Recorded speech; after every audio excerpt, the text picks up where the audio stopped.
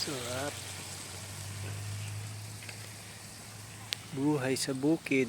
Ayan. Oh, yan ang ating kubo. Oh. Oh. Sarap. Takpan natin. Kamusta ng ating manok? Ito, may bago tayong dating, oh. Oh, di ba? Tapos yung ating inahin, naglilimlim na siya, oh. Oh. Dami ng itlog niya. 17.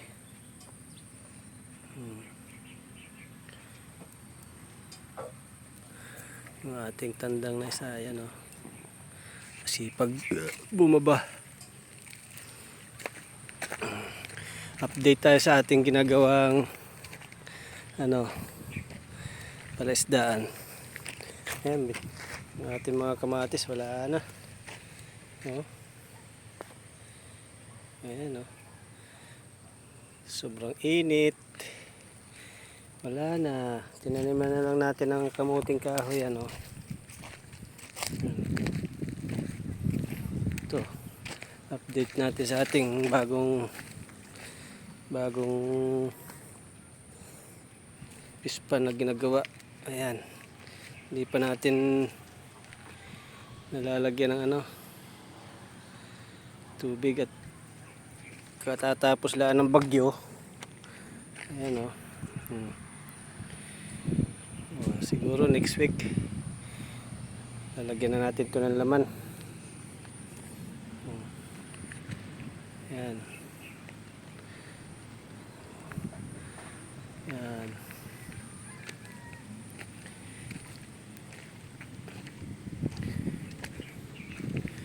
Ating mga tanlad, i-harvest na natin yan next week.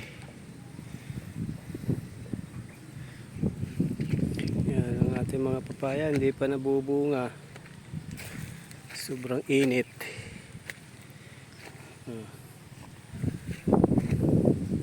Yan. Sitaw natin, naka-harvest tayo kanina ng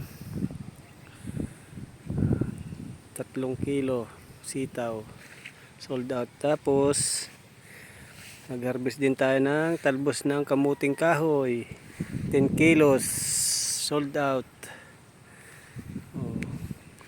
Yan ang mga kumikitang kabuhayan dito sa bukid. Oh.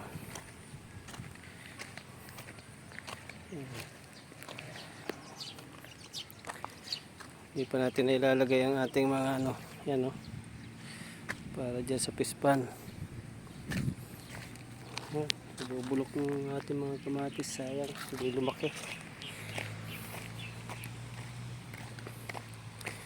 Yung ating saging na nagbunga, nadali ng bagyo, yan, putol na lang, hindi na pakinabangan, hindi tumigas.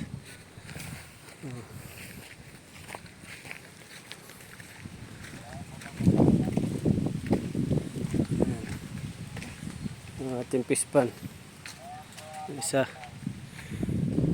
umapaw ang tubig doon sa kangkungan. Ayan, oh,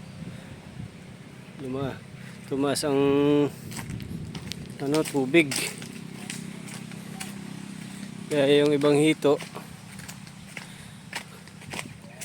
sigurado may nakalabas dito. Ayan, oh.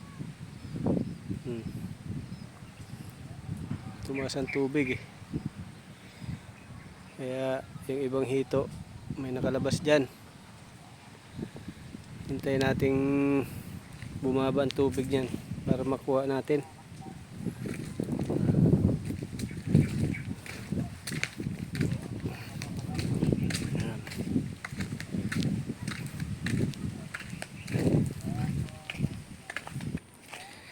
Ito, may bago tayong tanim ng mga sitaw, oh.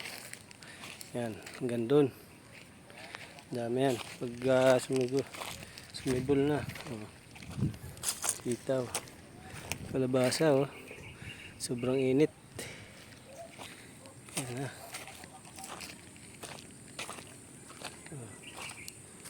Yan. Oh. Tingnan natin. Wow! Fresh from the farm. Sitaw na may chicken at karning baboy. So, ayan. See you next video.